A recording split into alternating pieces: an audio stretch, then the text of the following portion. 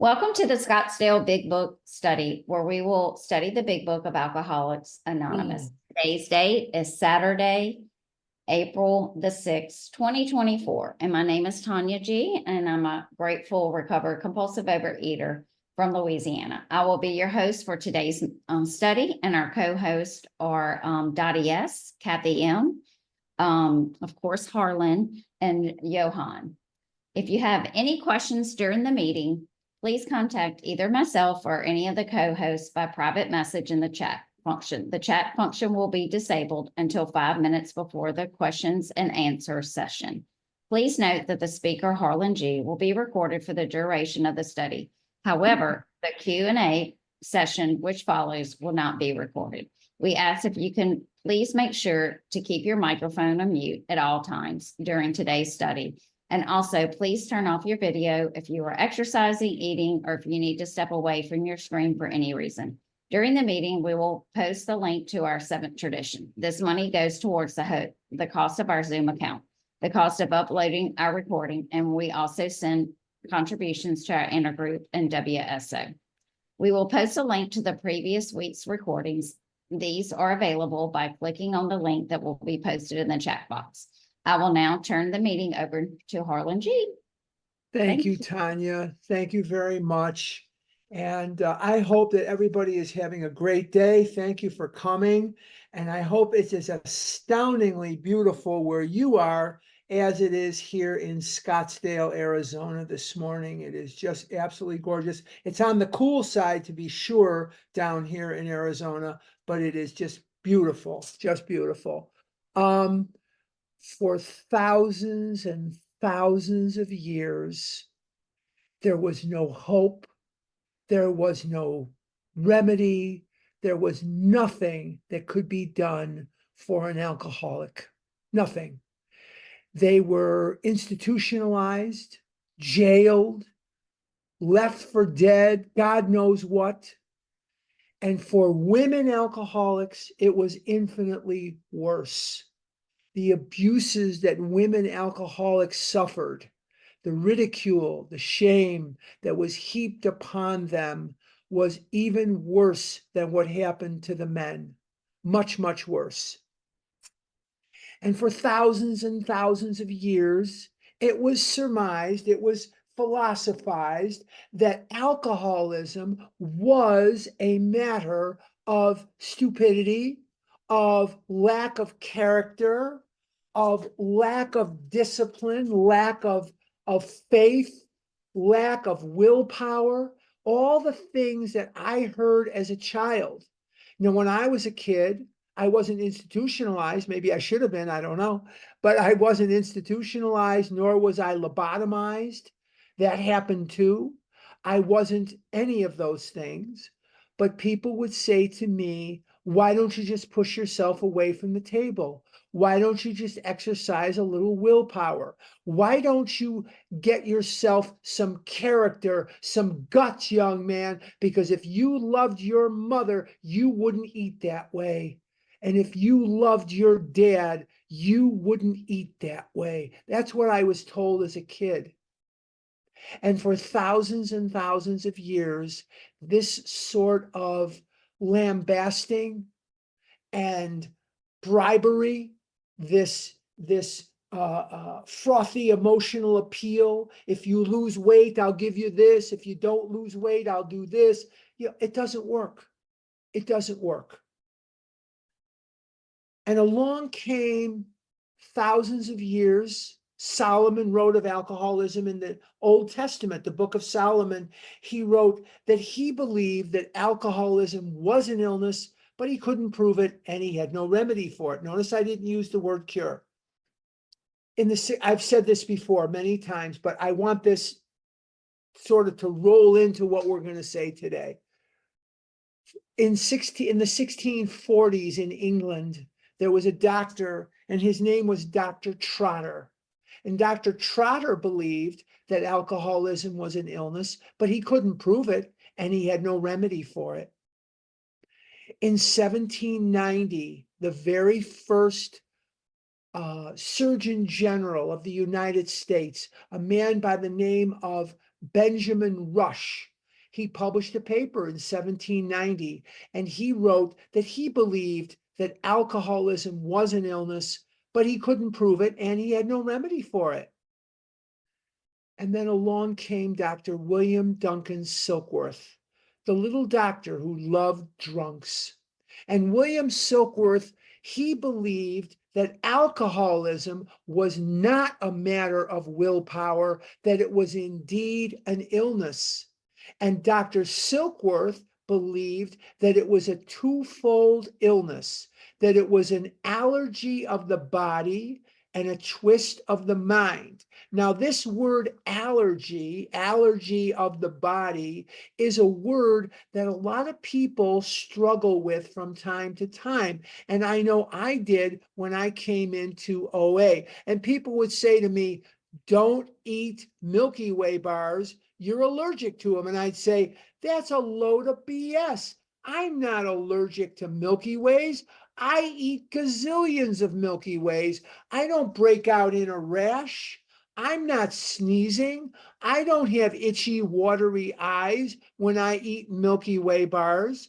And what they didn't know to tell me was that that is just one manifestation of an allergy. So one day, I looked in a source of information that is very archaic today. Some of you don't even know what this is. And it's called a dictionary. Now, some of you don't know what a dictionary is, but people that are my age do. And I looked up this word allergy, and I found that, like a lot of other words, it has several different meanings. And one of the meanings of this word allergy fit me exactly. It says, an adverse, abnormal reaction to a food, a beverage, or a substance. Adverse means it's harmful. Abnormal means most people do not react the way I do. They react differently. But for the minority of people that react the way I do, I found that this definition fit me exactly. When I eat a Milky Way bar, I can never just eat one. Never. Why is that? Because this allergy, this adverse abnormal reaction, is harmful and abnormal. What is this reaction? What is the manifestation of this allergy? And Dr. Silkworth explains that it is a craving beyond human aid, that this craving for more and more and more and more is not what most people experience. I didn't know that. I thought when I was a kid, I believed that when other people ate foods like French fries, McDonald's hamburgers, ice cream, pizza, whatever, candy, sugar, whatever, that they reacted the way I do, but that they had some modicum of willpower, this enormous reservoir of willpower that I did not seem to have. And so I became more and more defeated as time went on, because I believed I wasn't as smart, I wasn't as strong, I wasn't as good, I wasn't as wonderful as other people around me. And I believed that they had a strength that I just didn't seem to have. And so I just wanted to die. I just wanted to be left alone to die. And when people would say to me, don't eat that way, you're going to die, inside I said, oh, I hope it's soon, because I didn't know how to live in this world as an object of ridicule, which I was.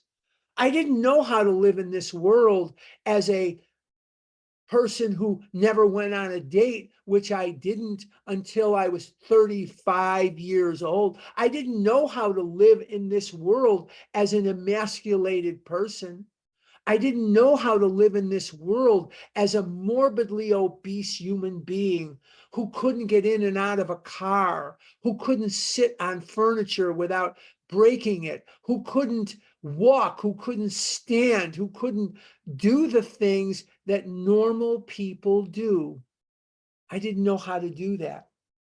And the other side of the illness is a twist of the mind. And that twist of the mind wasn't searching necessarily for more food. It was searching to relief of the untenable pain of not eating. And the pain of not eating for me is so monumental that I cannot stand it. And that when fear, guilt, happiness, anger, shame build up within me, this buildup of human emotions has my brain screaming to put food into it so that that food for 9-10 seconds will give me relief from the world that I was born into and take me to a world of my own population. Only I could go into that world of the Milky Way bar or the pizza, and that mental effect, the mental twist would give me that effect. And what is that effect? It is that sense of ease and comfort that comes instantly by eating certain foods. If I can't eat because of the allergy, and I can't keep from eating because of the twist of the mind, I'm powerless over food and my life is unmanageable. Now, there is a title to this chapter that I've talked about, and I'm going to briefly talk about it again. And I want to make sure that I talk about it again because I don't want anybody to listen to this podcast or be in this meeting. And I don't want to take a chance that you weren't here last week or the week before and you missed this, because the title of this chapter is one of the greatest promises that has ever been bestowed upon me. Because without the title to this chapter, I would be dead. The contents are critical to my survival, but the title to the chapter is a promise I choose not to live without. The title is There Is a Solution, with the emphasis on the is. And I never found a solution anywhere else in this world. I was a TOPS king, a Weight Watchers king. I was on diet pills prescribed by a doctor when I was 9 years old. I was on diet pills when I was 10. I was on diet pills when I was 14. I have been medicated with heavy amphetamines, and I have been a successful dieter for short periods of time. None of that helped me. There is a solution means that there is a solution. And now, for the very first time in my life, I can look at the book and look at the fellowship and look at the program which is in the book and say, maybe there is hope for me yet. Now, I can't get sober on the fellowship. I can't be remedied by the fellowship. But the fellowship can help, because when you share your stories, when you share your realities, it makes me feel less alone. And much of the knowledge that I get comes from you. But the real help comes from God. Now, I am not an agnostic, nor am I atheist. And if you are, that's okay. Because the only thing that we have to be willing to do is believe that there is a power greater than ourselves. And as long as we're willing to believe that there is a power greater than ourselves, that is step 2. But we're still in step 1 right now. Let's go to page 19. And on page 19, we're going to find at the top of the page, none of us makes a sole vocation of this work. Now, I want to get back to the title while you search for page 19. None of us makes a sole vocation of this work. So I said there is a solution with the emphasis on the is. Now, what about there is a solution? There is a solution. For me, decision making, I got to sneeze because my allergies are off the charts today. Sorry.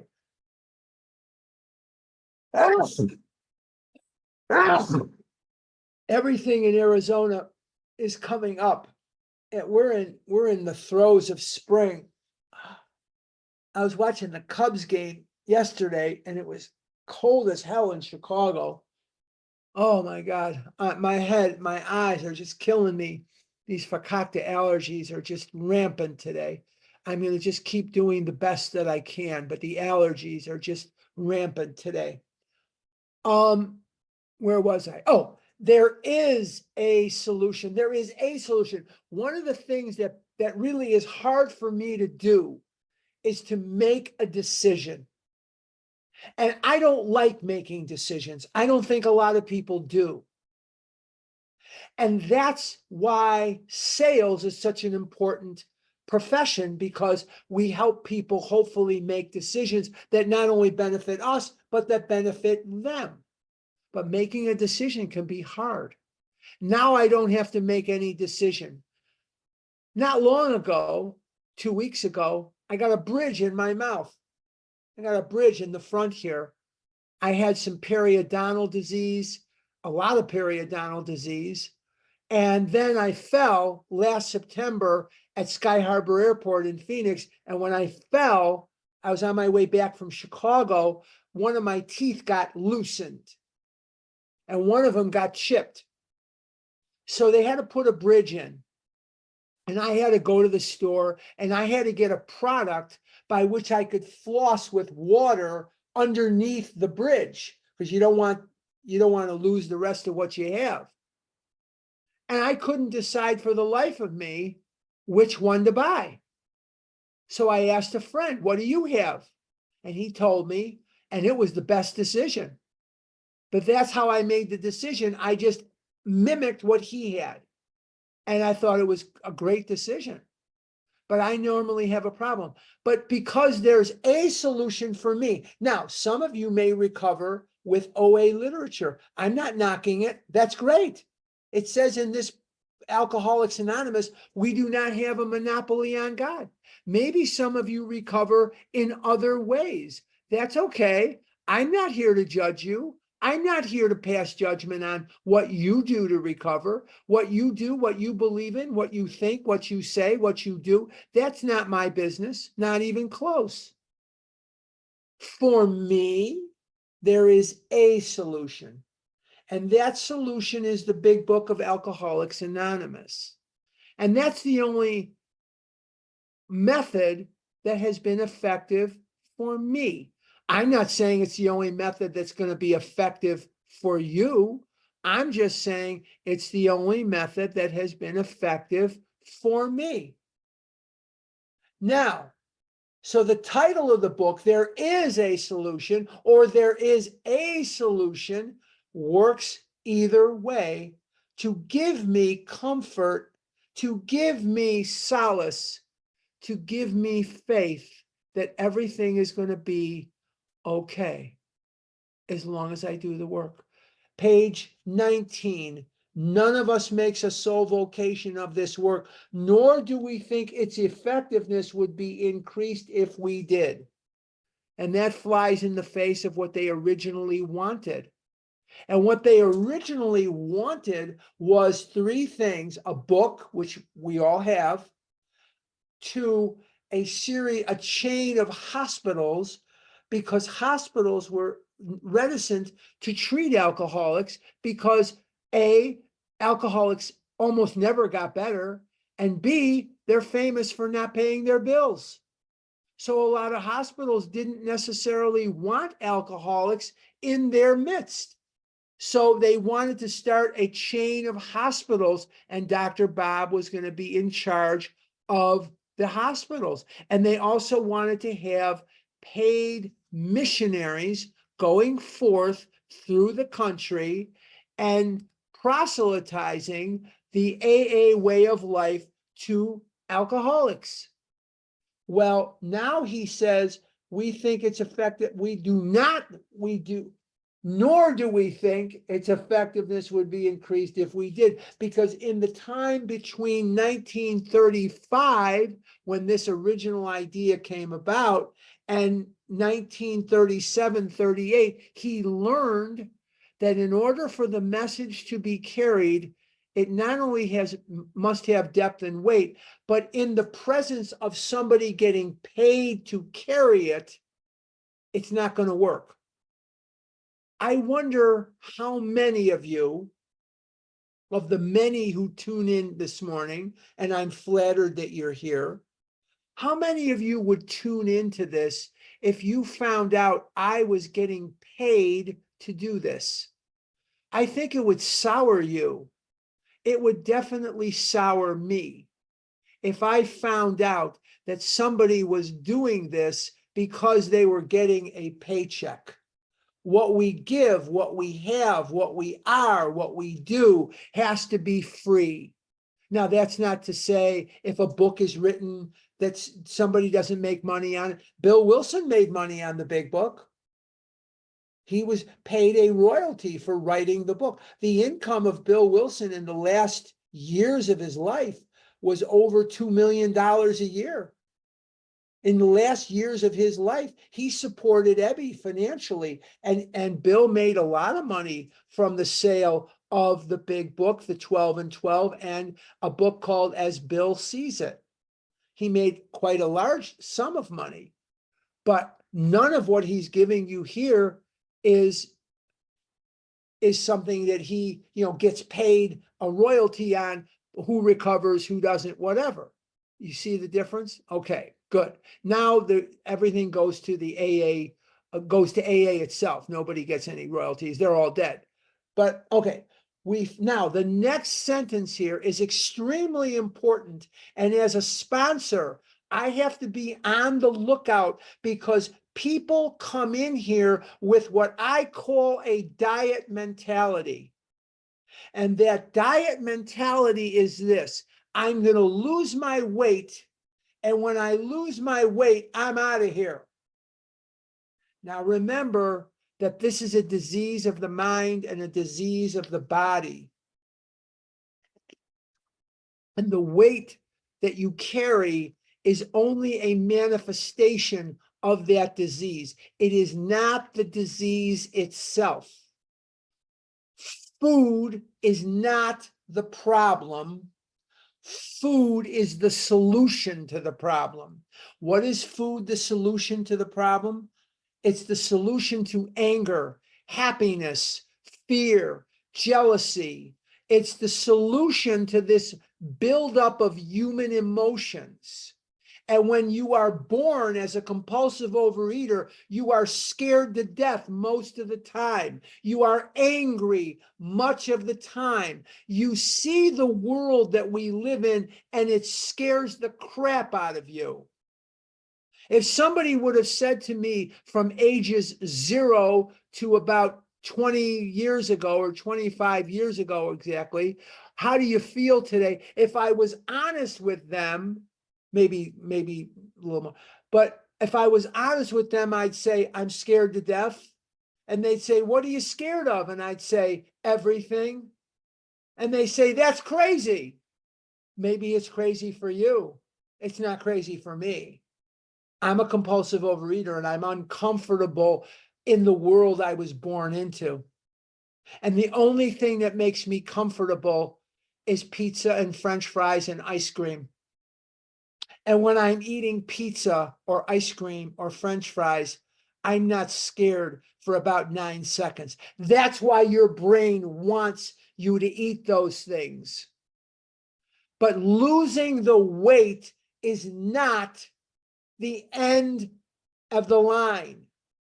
And when we read this, we feel that elimination of our drinking is but a beginning, is where many, many people come and go and come and go and come and go.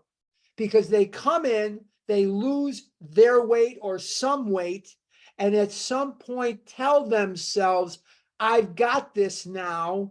I'm done with this. I don't want to put up with your lousy meetings. I don't want to sit in the church basement anymore. I put up with this is back in the days when we had live meetings. I've put up with your lousy coffee, and I've put up with your stinking complaints about this and that and your husband and your kids. I don't want to hear it anymore, and I'm out of here. And what happens to those people? Do they keep their weight off? No. I've never seen anybody on the street, in a movie theater, in a grocery store, at at a gas station, that has been away from here for a long period of time that looks fantastic. I've never seen it. They always put the weight back on, or they always go back to the purging or the starving. I'm not an anorexic, so I don't always relate to that side first, but just to present it, they don't just all of a sudden get better and leave and they're fine. That's not the way this works. So we feel that that elimination of our drinking is but a beginning. And as a sponsor, it is my job to reinforce with people that this disease is permanent, progressive, and if untreated, fatal. My friend in Oklahoma, Broken Arrow, Oklahoma, says it's permanent, progressive, and fatal.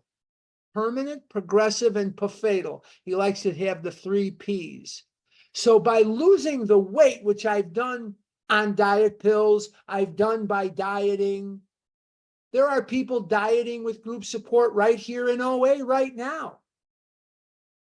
They're not really grasping that this is a program that you do for the rest of your life. They're just in it for the get down to a certain weight. And in their minds, when they get that weight, they're out of here. That thinking can kill you. It can kill you, and it has killed millions of people before you. We feel that that elimination of our drinking is but a beginning, because if you leave after you lose the weight, we will never treat, with God's help, where the fear comes from, where the anger comes from, where the flashpoint of our behaviors is emanating from. We will never get to the bottom lines, because as I recover, now some of you cannot relate to this, you're new, and that's okay. When you're here the first few years, it's don't eat, go to meetings, don't eat, go to meetings, don't eat, go to meetings. That's great. And then all of a sudden, I got into a relationship, and I realized how passive aggressive I was.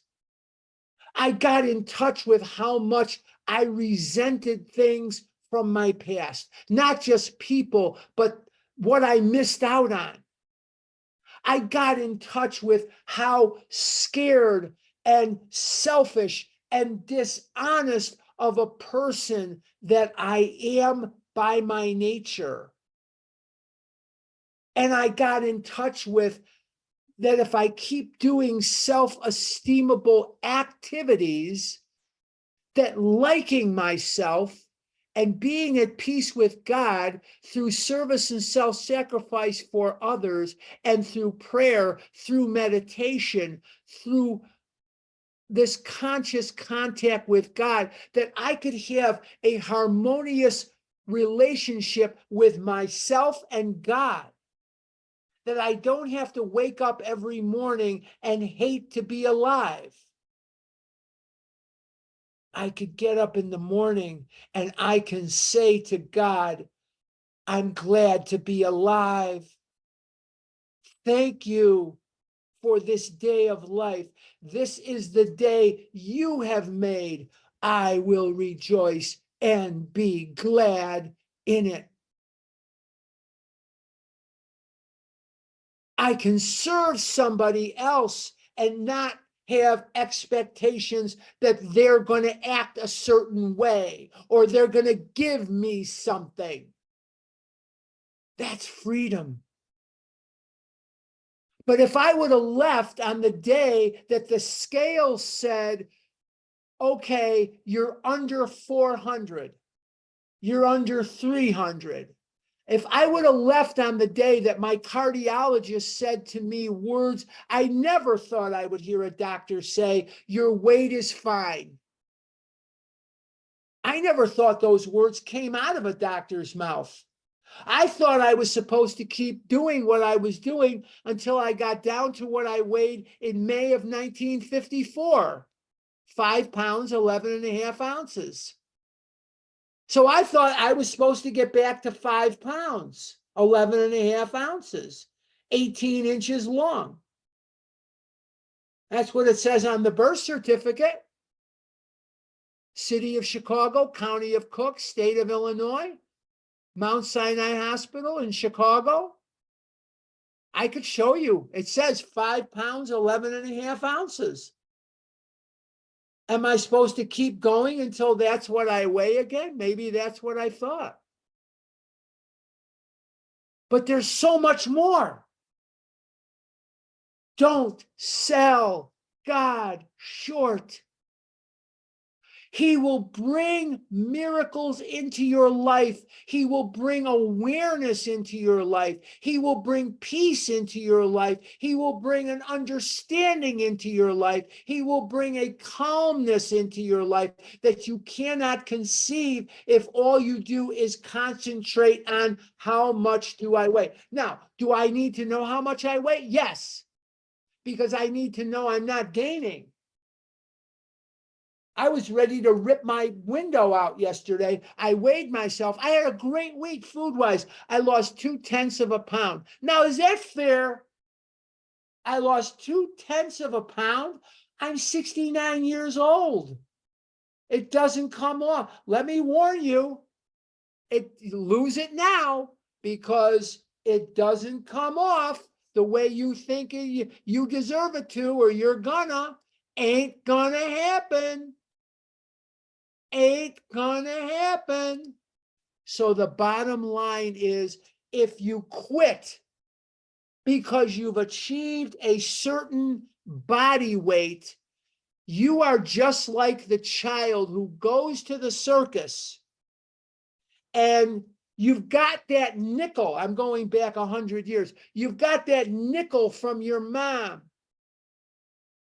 And you watch the parade. Now, some of you do not remember the circus parades. They would come through the town and they would march through the town.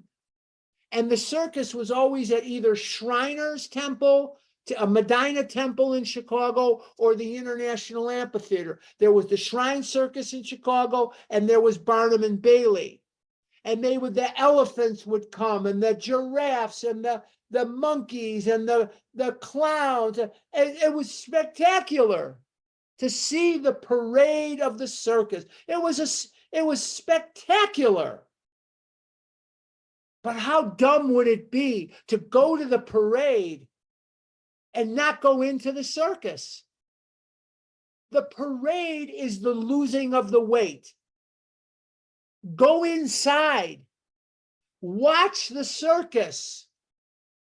Watch the greatest show on earth. And the greatest show on earth is going to be, look at what God can do for you. Because losing of the weight is only a very bare beginning. I would trade you. I'll put the weight back on. No girl will ever look at me again. I get that. I will never be comfortable physically. I get that. I will be an object of ridicule. I get that. But if I can hang on to the two most important permanent relationships in my life, there's only two, the relationship with me and the relationship with God, And if I can hang on to them and be in peace with both of those relationships, I'll put the weight back on and you'll never hear a complaint out of me. But God is giving you all of the above. All of the above. Why not take it? Yes, if you're overweight, lose the weight. If you're underweight, I don't know what you're supposed to do from that. I'm not an anorexic. If you're bulimic, we have to stop the behavior of the bulimia. But don't just watch the parade. Take the nickel mom gave you. Go into the circus. Watch the show. Because this is better than the circus. You are going to witness miracles that you never thought you could ever witness in your life. To wake up in the morning and not hate yourself, not hate the world, not hate God, not be so hypercritical of everyone in your environment because you yourself are uncomfortable with the world, so you lash out at others constantly. To be able to stop the criticism, to stop the gossip, to stop all this other crap. That's freedom. One more time. We feel that elimination of our drinking is but a beginning. I could do a whole weekend in your town on just that sentence alone. Let's move on. A much more important demonstration of our principles. What are the principles? The principles are the steps. So a much more important demonstration of the steps lies before us in our respective homes, occupations, and affairs. In other words, practice these principles in all of our affairs. Step 12. All of us spend much of our spare time in the sort of effort which we are going to describe. What kind of effort is that? Helping others. A few are fortunate enough to be so situated that they can give nearly all their time to the work. I still work, but I give my time to this, and I seem to be able to do everything I need to do. If we keep on the way we are going, I'm on page 19. There is little doubt that much good will result, but the surface of the problem would hardly be scratched. Those of us who live in large cities are overcome by the reflection that close by, hundreds are dropping into oblivion every day. Many would recover if they had the opportunity we have enjoyed. How then shall we present that which has been so freely given us? And this is a question.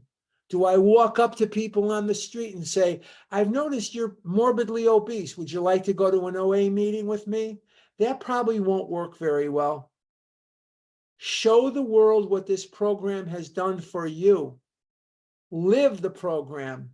And remember what Francis of Assisi said. St. Francis of Assisi said, preach the gospel, but only if you must use words. Preach the gospel, but only if you must use words. Show the world what this has done for you. Page 19, we have concluded to publish an anonymous volume setting forth the problem as we see it. What is the problem? The problem is the allergy of the body, twist of the mind. We shall bring to the task our combined experience and knowledge. This should suggest a useful program for anyone concerned with a drinking problem. Very powerful words. This should suggest a useful program for anyone concerned with a drinking problem.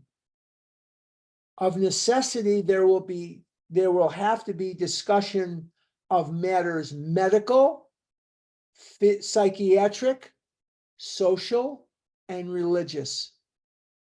We are aware that these matters are, from their very nature, controversial. Nothing would please us so much as to write a book which would contain no basis for contention or argument. Most of us sense that real tolerance of other people's shortcomings and viewpoints and a respect for their opinions are attitudes which make us more useful to others. Our very lives as ex-problem drinkers depend upon our constant thought of others and how we may help meet their needs. When I was very young in OA, it was believed that the problems of certain groups of people were so unique that they needed separate meetings. We have, to this day, men's meetings, we have women's meetings, that will still go on, and that's fine. Chicago is a hub for travel, railroad, air travel. When I lived in Chicago, I didn't know what a connecting flight was. Now I live in Scottsdale, which is a bedroom community of Phoenix. I found out what a connecting flight is. Trust me on that. But we had separate meetings for airplane pilots in recovery. We had separate meetings for doctors in recovery, separate meetings for nurses in recovery. We had meetings for gay and lesbian and for this and for, we had all kinds of separate segregated meetings. What did we start noticing? That the more we place ourselves apart from the group, the less effective the program is. So a lot of those meetings broke down. They broke down. The best thing I can do, now, if you go to a men's meeting or you go to a women's meeting, that's fine. I don't have a problem with that. If you go to other kinds of meetings, it's none of my business. I'm just telling you what I've seen. That when we start to believe that because we're dentists or doctors or nurses or airplane pilots, or because of our race or because of our religion, that we have to go to separate meetings, it can be a problem. The more we try to achieve the sameness as the other compulsive overeaters, it is much more effective than when we set ourselves apart. We are, as ex-problem drinkers, depend upon our constant thought of others and how we may meet their needs. It doesn't say those who have the same religion, those who are of the same race, those who are of the same profession, those who are of the same where they live. Some of us live in this kind of climate. Some of us live in whatever. No, we are one. We are one. We are more the same than we are separate by far. By far. There is more binding us together than there is separating us. And that's something that we need to know. So we have this situation on our hands where we have to think of others. Okay. You may already have asked yourself, why is it that all of us become so very ill from drinking? Doubtless you are curious to discover how and why, in the face of expert opinion to the contrary, we have recovered from a hopeless condition of mind and body. We have recovered from a hopeless condition of mind and body. Now let's take a look, though, at this other thing that says, in the face of expert opinion to the contrary. I have been told from the time I was a teenager that I'm not going to live long. I have been told by doctors that I am not going to live to see 30. I'm not going to live to see 50. I'm not going to live to see 60. I'm going to be 70 years old on my next birthday. If I make it to the end of May, I'm going to be 70 years old. Yesterday, I walk 3 miles without stopping. I do that 6 days a week on average. I do it 6 days a week. I can breathe. I can sleep on my back and breathe. I have excellent credit. I have a house. This is my house. I can burn it down if I want to, although the mortgage company and the insurance company would probably not be too happy. I can spit on walls if I want to. This is my house. I can do whatever I want. I don't have a lease. I have a mortgage. I paid cash for my car. I'm still working, which I hate. I wish I was retired. I'm still working. And I wish some other things too. But the bottom line is, doctors have been writing my death warrant for decades and decades and decades, and people have been writing me off for a very long time. Every garment I am wearing, from my Cubs t-shirt to my sweatpants, to my socks, to my underwear, every garment on my body comes from a store that is normal. Nothing on my body comes from the big and tall section. I have normal blood flow in and out of the heart. My heart is good. I have AFib, but my heart is good. I'm alive. I'm alive. Like me, don't like me, I am alive. My friend in Oklahoma, Craig, he related a story a number of years ago to me, or not maybe years, but at least a year ago. Craig told me a story, and he said that the mathematical chances of a person who is 100 pounds or more overweight of taking off that 100 pounds and keeping it off are near zero. If you have 200 pounds to lose, the chances mathematically of you taking it off and keeping it off are not calculable, because there's no success there with which to measure. I have lost over 500 pounds. I am alive, and I am a miracle. I'm a miracle of God. I'm a walking, talking, breathing miracle. And I'm grateful as hell. Every day is a gift. Every minute is a gift. How in the world could I turn my back on that? And it says here, expert opinion to the contrary, meaning the medical profession, clergy people, you name it. They don't think we can recover, because for thousands of years we could not, and we still can't if we try to do it on our own. Try to do this on your own. See how far you get. You won't get too far if you're a real compulsive overeater. If you are an alcoholic who wants to get over it, you may already be asking, what do I have to do? It is the purpose of this book to answer such questions specifically. That is one of 3 times that he'll tell you why he wrote the book.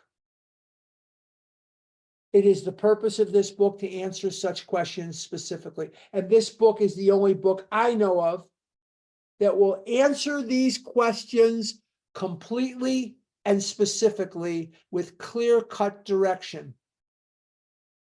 With clear-cut direction. We shall tell you what we have done. Before going, we should not tell you what we think. We're not going to tell you what we think you should do. We're not going to tell you what we sense. We're going to tell you what we have done. We're going to tell you what we did, because walking the walk is the only thing that's going to help you. Before going into a detailed discussion, it may be well to summarize some points as we see them. How many times people have said to us, I can take it or leave it alone? Why can't he? Why don't you drink like a gentleman or quit? That fellow can't handle his liquor. Why don't you try beer and wine? Lay off the hard stuff. His willpower must be weak. He could stop if he wanted to. She's such a sweet girl. I should think he'd stop for her sake. The doctor told him that if he ever drank again, it would kill him. Yet, but there he is, all lit up again. I was hospitalized many years ago in the early 80s. I had ulcers on the backs of my legs, my lower legs, my calves. And I got cellulitis and staph infection in my legs through these wounds. The wounds came from the profuse swelling in my legs. And I got an infection and I was hospitalized. When I went into the hospital, I was 513 pounds, and that was not anywhere close to the largest I was to get. But I was 513 pounds on that day that I was hospitalized in the early 80s. I'd already been in OA, but I had left. And the psychiatrist came up to my room because my condition was described as extreme morbid obesity. And the psychiatrist said some things to me that I thought were just brilliant. He told me to try to imagine what happens to me when I eat certain foods, and this will help me not eat them. Brilliant, just brilliant. And then the nutritionist came up. She weighed about 90 pounds. If you put a lead chain around her neck, she probably never had a second piece of chicken or second piece of pizza in her entire life. She was about as thick around as my pen. And she gave me a great piece of advice. She said, why don't you put a picture of something on your refrigerator, of something you really want, and when you see the picture, you won't eat so much. I thought, these people are geniuses here. Why didn't I think of that stuff? And then somebody came up and said, why don't you just eat half of everything you want to eat and eat everything in moderation? And I thought, there's another genius. None of that would work for people like me, but there weren't people like me, so they could not know that. I've had nutritionists through the years that I've had contact with that think we should be able to eat everything in moderation. I can't eat everything in moderation. I cannot eat everything in moderation. My body doesn't know moderation when it comes to ice cream or pizza or French fries or God knows what, candy or God knows what.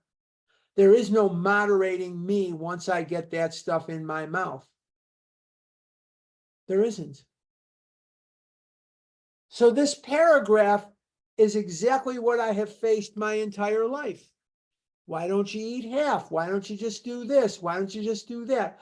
All well-intentioned and wonderful advice if you don't know squat about this disease.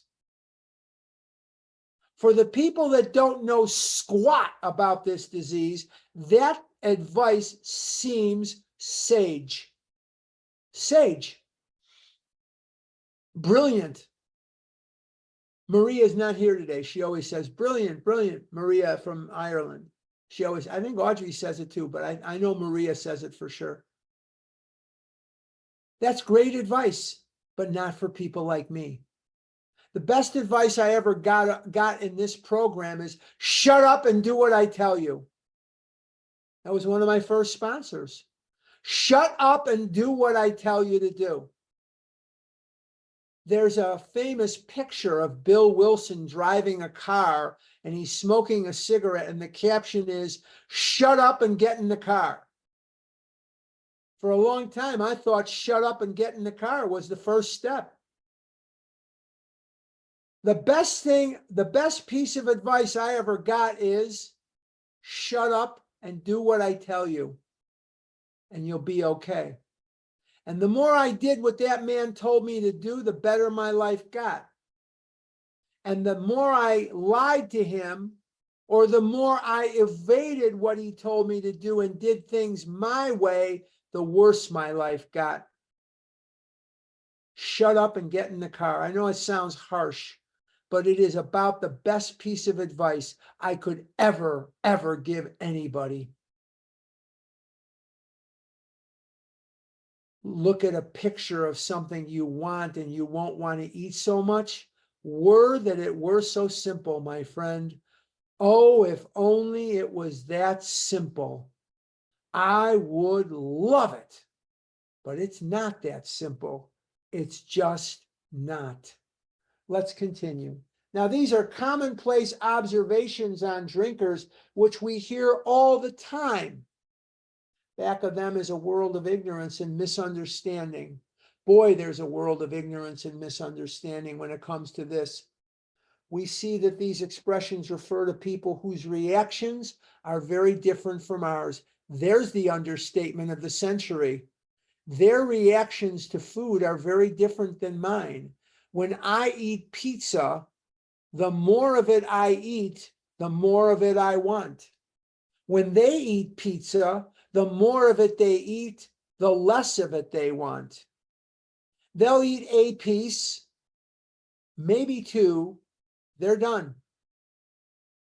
I eat a piece, then two, then three, and the next question out of my mouth is, are you guys done? Can I finish this? That's the next question out of my mouth, because they're done. And they do things that are very weird, like doggy bags and boxes to take things home and other weird ass behavior. Because I've never done that. And they ask crazy questions, crazy things like, do you want to split a hamburger? Who asks, do you want to split a hamburger? What species of crazy are you? But to them, it just makes perfect sense. This is who they are. This is what they are. Their reactions are very different from mine. Bottom of 20. Moderate drinkers have little trouble in giving up liquor entirely. If they have good reason for it, they can take it or leave it alone. I'm not a drinker. I hate the smell of liquor. I hate the taste of liquor. I've never smoked a joint in my life. I've never taken a street drug in my life. I've had maybe 10 alcoholic drinks in my entire life. I haven't had a drink of liquor since 1976, not because I work a program, because I hate it. I hate it. So I can take it or leave it alone. An alcoholic can't. Bottom of 20. Then we have a certain type of hard drinker. He may have the habit badly enough to gradually impair him physically and mentally. It may cause him to die a few years before his time. If a sufficiently strong reason, ill health, falling in love, change of environment, or the warning of a doctor becomes operative, this man can also stop or moderate, although he might find it difficult and troublesome and may even need medical attention. But they're not alcoholics. Come back next week and we're going to begin with, but what about the real alcoholic? We're going to begin with that. And we're going to do some good work next week, so don't miss it, because it's going to be something you're going to like. Before I turn this over to Kathy M., I think, or Audrey or whoever, I think it's Kathy M., I'm going to ask you guys a few things. If you asked a question last week, wait for a lull. Wait for it to kind of die down before you jump in there. And if you do that, I will be forever indebted to you. That would be great. And what else was I going to ask you? Oh, please, no food questions, no math questions, because I don't have answers for the food questions and I'm horrible at math. Let's do that. And